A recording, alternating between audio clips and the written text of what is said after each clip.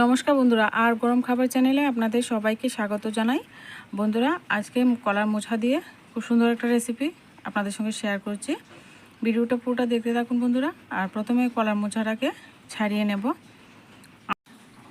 কলার মোচা কেটে কুটে রেডি করতে খুব বিরক্ত লাগে বন্ধুরা, কিন্তু কলার মোচা যখন রান্না করি চেটে পুটে খেয়ে নিই, কিন্তু খুব ভালো লাগে। কলার মোচার তরকারি, যে কোনো তরকারি কলার মোচার খুব ভালো লাগে। আর প্রথমে কলার মোচাগুলি দেখুন ছাড়িয়ে নিচ্ছি। বন্ধুরা, আপনারা অনেকেই আছেন আমার ভিডিওগুলি ফলো করেন, প্রতিনিয়ত দেখেন, কিন্তু আমার ভিডিওগুলি ভালো লাগলে সাবস্ক্রাইব করেন না। প্লিজ সাবস্ক্রাইব করে দেবেন আর পাশে থাকবেন, আর ভিডিওটা পুরোটা দেখবেন। আশা করছি খুব ভালো লাগবে। মোচা আমরা সকলেই কিন্তু চালাতে পারি, কম বেশি সবাই কিন্তু করতে পারি। মোচা ছাড়িয়ে এইভাবে কুচি করে কেটে নিচ্ছে। আর রান্নাটা খুব সহজ, একদম ঘরোয়া উপকরণ দিয়ে রান্নাটা করব। মোচা কাটার আগে বন্ধুরা একটা বাটিতে জলের মধ্যে হলুদ গুলে রেখেছি। এইভাবে হলুদ গুলা জলে কিন্তু মোচাগুলি কুচি করে কেটে ফেলে দেব। এতে করে মোচা দেখবেন কালো কালো হবে না, তো কষ্টটা দেখবেন এই হলুদের মধ্যে আটকে যাবে। এভাবে কিন্তু সমস্ত মোচাটা আমি ছাড়িয়ে নিচ্ছি। তো বন্ধুরা দেখুন, মোচা ছাড়ানোর আরও অন্যরকম পদ্ধতি আছে। এইভাবে টান দিলেই দেখবেন বেরিয়ে যায় কত সুন্দর। তো এইগুলি কিন্তু আপনারা ভিতরে যে কচিগুলি এইভাবে করে নেবেন। আর সাদা একটা পর্দা থাকে, সাদা পর্দাটা কিন্তু বড় যে ফুলগুলি হয় এই ফুলগুলি থেকে কিন্তু সাদা অংশটাও ফেলে দিতে হয়।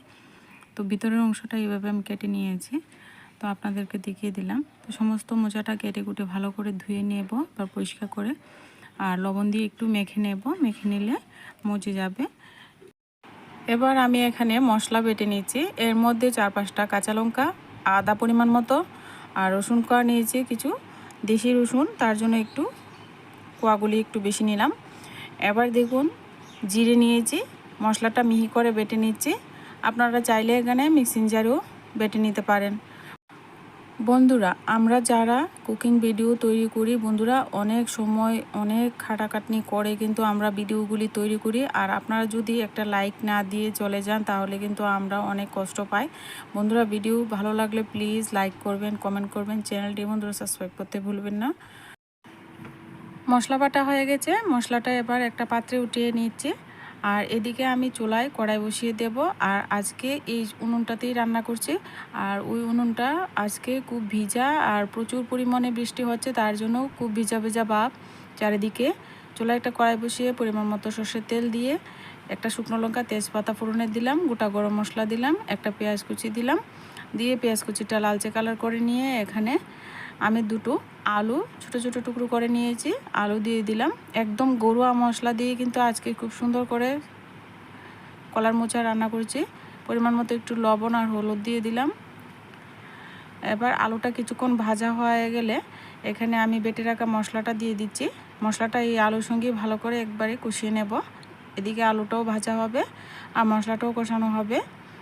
এর মধ্যে আরও কিছু মশলা এখানে অ্যাড করে দিচ্ছি। পরিমাণ মতো লাল লঙ্কার গুঁড়ো, পরিমাণ মতো একটু হলুদ গুঁড়ো, আর জিরা যেহেতু আমি বেটে দিয়েছি, এখানে ভাজা মশলা অল্প একটু দিতে পারেন, নাও দিতে পারেন।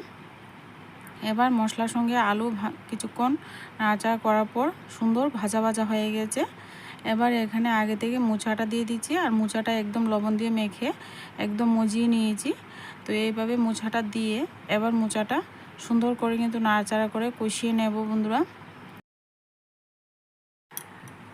যতক্ষণ না পর্যন্ত মোচাটা সুন্দরভাবে কষানো হচ্ছে এভাবে কিন্তু কষিয়ে নিতে হবে। এইভাবে কষিয়ে নিয়ে এবার একটা ঢাকনা দিয়ে ঢেকে দেব। একটু সময় ঢাকনা চাপা দিয়ে ঢেকে ঢেকে এভাবে মশলাটা সঙ্গে এভাবে কলার মোচাগুলি কিন্তু ভালো করে কষিয়ে নিতে হবে বন্ধুরা। এটা কিন্তু কলার মোচার ঘন্ট রান্না করছি না। ঘন্ট রান্না করলে আপনারা এখানে বাদাম টাদাম বা ছোলা বুট টোট দিতে পারেন। আমি কিন্তু এই রেসিপিটা কিন্তু মাখো টাইপের একটু ঝোল ঝোল রান্না করব। এই রেসিপিটা বন্ধুরা মাংসর স্বাদকেও হার মানাবে। বন্ধুরা, যখন কষাচ্ছি তখন কিন্তু খুব সুন্দর মাংসর মতো একদম সেন্ট বেরিয়ে গেছে, এত সুন্দর একটা গন্ধ বেরিয়েছে কি বলবো। আপনারা বাড়িতে অবশ্যই ট্রাই করুন। এবার ভালো করে কষানো হয়ে গেলে পরিমাণ মতো জল দিয়ে দেব, আর জলটা একদম মাখো টাইপের রাখবো। তো দেখুন এই পর্যায়ে রেখে আমি এখানে পরিমাণ মতো লবণ দিয়ে দেব। এবার লবণটা দিয়ে নাড়াচাড়া করে দিয়ে আবারও ঢাকনা চাপা দিয়ে ঢেকে একদম মিডিয়াম আঁচে 3-4 মিনিট রান্নাটা করে নেব। আর এদিকে দেখুন আবারও বৃষ্টি চলে আসছে, মানে বৃষ্টির জন্য কি বলবো, আর কিছু কাজ করতে ভালো লাগে না, চারিদিকে একদম সেচেতে। এবার দেখুন ঢাকনা উঠিয়ে নাড়াচাড়া করে নেব। আর এখানে আপনারা চাইলে গরম মশলা বাটাও দিতে পারেন, তো আমি কিন্তু পুরনে গরম মশলা দিয়েছি, তার জন্য আর গরম মশলা বাটা দেব না। আপনারা কিন্তু এই রেসিপিটা নিরামিষভাবে খেতে পারেন, ঘি দিয়ে দেবেন যদি নিরামিষভাবে রান্নাটা করেন। তো এবার নামিয়ে পরিবেশন করে নিচ্ছি। তো দেখুন লোভনীয় রেসিপিটা রুটি পরোটা ভাতের সঙ্গে আপনারা পরিবেশন করুন। আজকে ভিডিওটা এই পর্যন্তই, দেখা হচ্ছে নেক্সট ভিডিওতে।